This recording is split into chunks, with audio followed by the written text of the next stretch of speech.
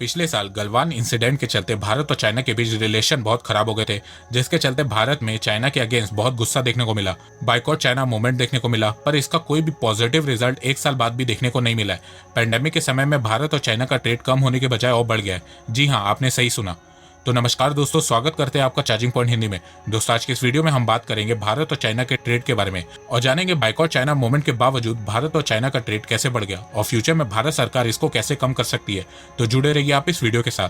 दोस्तों, मैं ऐसे ही एजुकेशनल टॉपिक पे बात करता हूँ, तो अगर आपको मेरा काम पसंद आता है तो अब आप मुझे सपोर्ट कर सकते हैं पेट्रियन और यूट्यूब में ज्वाइन बटन के थ्रू।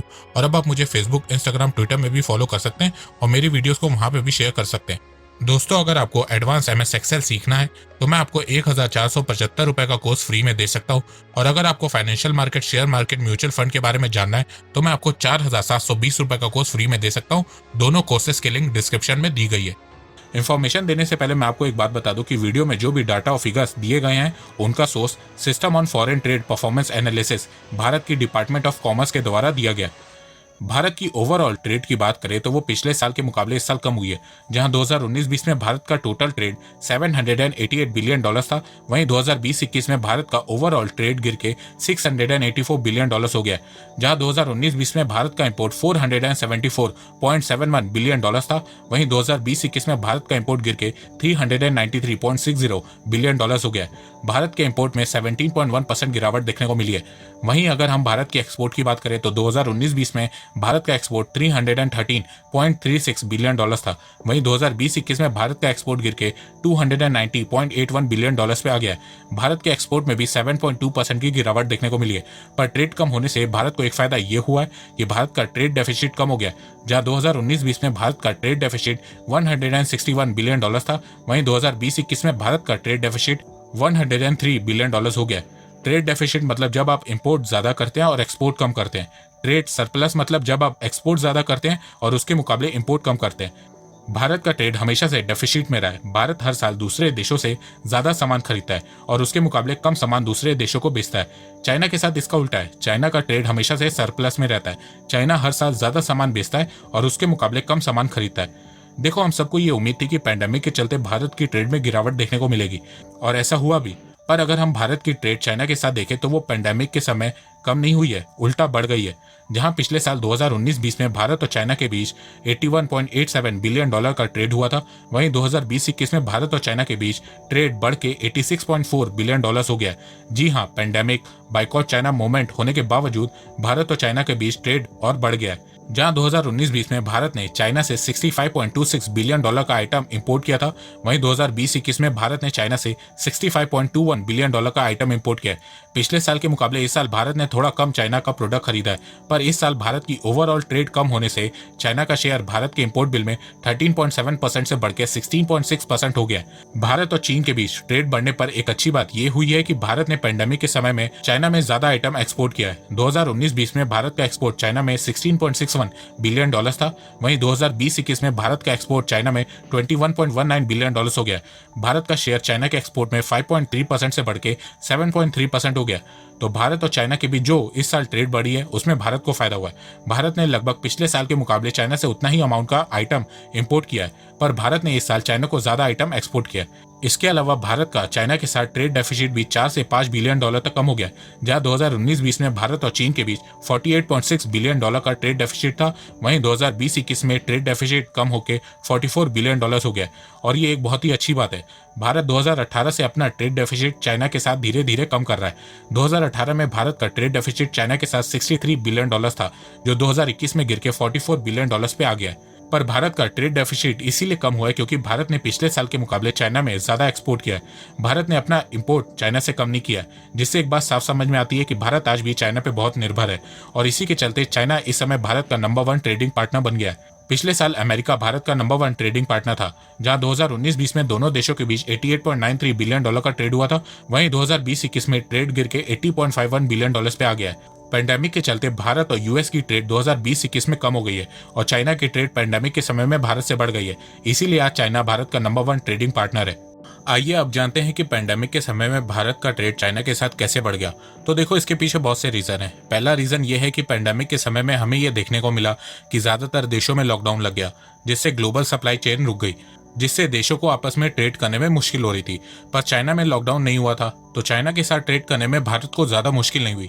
इसके अलावा भारत सरकार अभी ये बिल्कुल भी नहीं चाहती कि इंडियन कंपनीज पे चाइना के प्रोडक्ट को बाइकआउट करने का ज्यादा प्रेशर बने, क्योंकि पेंडेमिक में ऑलरेडी इंडियन कंपनीज और इंडस्ट्री को लॉस हुआ है। और अभी अगर इंडियन कंपनीज चाइनीज प्रोडक्ट को बाइकआउट करने लगते हैं तो इससे इंडियन कंपनीज का लॉस और बढ़ जाएगा, साथ में बहुत से प्रोडक्ट की प्राइस भी भारत में बढ़ जाएगी। तो पेंडेमिक के समय में चाइना को बाइकआउट करना मतलब अपने पैर पे कुल्हाड़ी मारने जैसा है। तो यहाँ पे भारत सरकार पेंडेमिक के खत्म होने का इंतजार कर रही है। एक बार पेंडेमिक खत्म हो गया और इंडियन मार्केट फिर से रिकवर हो गया तो चाइनीज प्रोडक्ट को बाइकआउट करना आसान हो जाएगा। पर तब तक भारत सरकार को भारत की लोकल इंडस्ट्रीज को ग्रो करना होगा। आइए अब जानते हैं कि चाइना से निर्भरता कम करने के लिए भारत सरकार को क्या क्या स्टेप्स लेने की जरूरत है। सबसे पहले भारत सरकार को पीएलआई स्कीम को और बड़े लेवल पे ले जाना होगा। बहुत से लोग मुझसे पूछते हैं कि पीएलआई स्कीम क्या है। तो देखो, पीएलआई स्कीम में बेसिकली भारत सरकार उन कंपनीज को इंसेंटिव देगी जो भारत में मैन्युफैक्चरिंग करेंगे। पीएलआई स्कीम बहुत से सेक्टर में लॉन्च की गई है। पीएलआई स्कीम के बारे में अधिक जानने के लिए आप यहाँ पे क्लिक करके वीडियो देख सकते हैं और लिंक डिस्क्रिप्शन में भी दी गई है। भारत ने जब इंसेंटिव स्कीम मोबाइल फोन के लोकल मैन्युफैक्चरिंग और उसके पार्ट्स में लॉन्च करी तो भारत का इंपोर्ट इस सेक्टर में चाइना से कम हो गया। 2019-20 में भारत ने चाइना से टेलीकॉम डिवाइसेस का $15.59 बिलियन का आइटम इंपोर्ट किया था। वहीं इस साल सिर्फ $6.48 बिलियन का आइटम भारत ने इंपोर्ट किया है चाइना से। पर पेंडेमिक में चाइना के दूसरे सेक्टर की लॉटरी लग गई। जैसे कि आप इस फिगर में देख सकते हैं कि भारत ने इस साल चाइना से ऑर्गेनिक केमिकल ज्यादा इंपोर्ट किया है।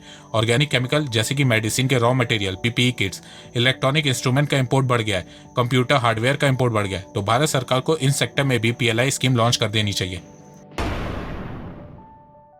भारत सरकार को चाइनीज प्रोडक्ट के अल्टरनेटिव इंडियन मार्केट में लाने होंगे। इसके साथ साथ भारत सरकार को लोगों को बताना होगा कि इंडियन मार्केट में कौन कौन से चाइनीज प्रोडक्ट के अल्टरनेटिव अवेलेबल हैं, जिससे फ्यूचर में बाइकआउट करने में आसानी होगी। जैसे कि भारत के CAIT ने चाइना के 3000 प्रोडक्ट की लिस्ट तैयार की है जिनको फ्यूचर में इंडियन प्रोडक्ट्स रिप्लेस करेंगे। CAIT 7 करोड़ ट्रेडर्स और 40,000 ट्रेड एसोसिएशन को रिप्रेजेंट करती है। CAIT ने चाइना के $13 बिलियन लगभग 1 लाख करोड़ के मार्केट को दिसंबर 2021 तक भारत में खत्म करने का टारगेट सेट किया है। तो सबसे पहले भारत सरकार चाइनीज प्रोडक्ट के अल्टरनेटिव भारत में लाए, इंडियन प्रोडक्ट को प्रमोट करे और फिर चाइनीज प्रोडक्ट पे टैरिफ लगा के उसकी प्राइस बढ़ा दे। अब आप सोच रहे होंगे कि यही चीज चाइना भी भारत के साथ करेगा, तो चाइना को ये करने दे। भारत चाइना ट्रेड में चाइना को भारत के मुकाबले हर साल लगभग 4 गुना ज्यादा फायदा होता है। तो अगर दोनों देशों के बीच ट्रेड वॉर होगी तो उससे भारत को नुकसान होगा पर चाइना को 4 गुना ज्यादा नुकसान होगा।